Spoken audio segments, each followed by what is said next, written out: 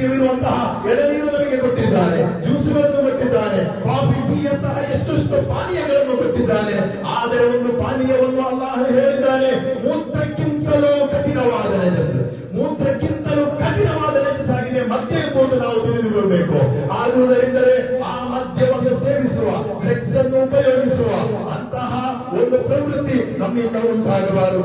ಎಷ್ಟೊಂದು ಖೇದಕರ ಮಾನ್ಯ ಸಹೋದರರೇ, ಬಹಳ ಸಂಸ್ಕೃತಿಯನ್ನು ಕಲಿಸಿದಂತಹ ಧರ್ಮ ವಿಶುದ್ಧವಾದ ಇಸ್ಲಾಂ, ಶಿಷ್ಟಾಚಾರಗಳನ್ನು ಕಲಿಸಿದಂತಹ ಧರ್ಮ ವಿಶುದ್ಧವಾದ ಇಸ್ಲಾಂ, ಇಸ್ಲಾಮಿಗೆ ವ್ಯಾಪಕವಾಗಲು, ಇಸ್ಲಾಂ ಲೋಕದಲ್ಲಿ ಪ್ರಚಾರವಾಗಲು ಮುಖ್ಯ ಕಾರಣವೇನು? ಇಸ್ಲಾಮಿನಲ್ಲಿ ಭೇದಭಾವವಿಲ್ಲ, ಕೇಳು ಬೇಳು ಎಂಬಂತಹ ಭೇದಭಾವ ಇಸ್ಲಾಮಿನಲ್ಲಿಲ್ಲ.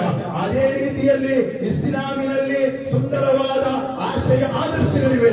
ಆದುದರಿಂದಲೇ ಪ್ರವಾದಿ ಸಲ್ಲಲ್ಲಾಹು ಅಲೈಹಿ ವಸಲ್ಲಮ ತನ್ನವರು 40 ವರ್ಷಗಳ ಕಾಲ ಆ ಮಕ್ಕಾ ಜನತೆಯ ಕಡೆಯಲ್ಲಿ ಜೀವಿಸಿದಾಗ ಅಲ್ಲಿ ಇಸ್ಲಾಮಿನ ಸಂದೇಶವನ್ನು ಸಾರಲಿಲ್ಲ. ಪ್ರವಾದಿ ಸಲ್ಲಲ್ಲಾಹು ಅಲೈಹಿ ವಸಲ್ಲಮ ತನ್ನವರಿಗೆ ವಹಿ ದಿವ್ಯ ಸಂದೇಶ ಬರಲಿಲ್ಲ. ಆ ಸಂದರ್ಭದಲ್ಲಿ ಆಗಿದ್ದು ಪ್ರವಾದಿ ಸಲ್ಲಲ್ಲಾಹು ಅಲೈಹಿ ವಸಲ್ಲಮ ತನ್ನವರಿಗೆ ಅಲ್ ಅಮೀನ್ ಎಂಬಂತ ಹೆಸರಿಟ್ಟರು. ಅದು SSFನವರಲ್ಲ, ಅದು SYFನವರಲ್ಲ, ಅದು ಪ್ರವಾದಿ ಸಲ್ಲಲ್ಲಾಹು ಅಲೈಹಿ ವಸಲ್ಲಮ ತನ್ನವರೊಂದಿಗೆ ಮಕ್ಕಾದಲ್ಲಿದ್ದಂತಹ ಆ ಮಕ್ಕಾ ಮುಶ್ರಿಕರು, ಅಬೂ ಜಹಲ್ರಂತಹ, ಅಬೂ ಲಹಬ್ರಂತಹ ಎಷ್ಟೋ ಈ ಪ್ರವಾದಿಯ ಸಲ್ಲಲ್ಲಾಹು ಅಲೈಹಿ ವಸಲ್ಲಮ ತನ್ನವರೊಂದಿಗೆ ಜೀವಿಸಿದ ಆ ವ್ಯಕ್ತಿಗಳಾಗಿದ್ದರು ಅಲ್ ಅಮೀನ್ ಎಂದು ಹೆಸರಿಟ್ಟಿರುವುದು.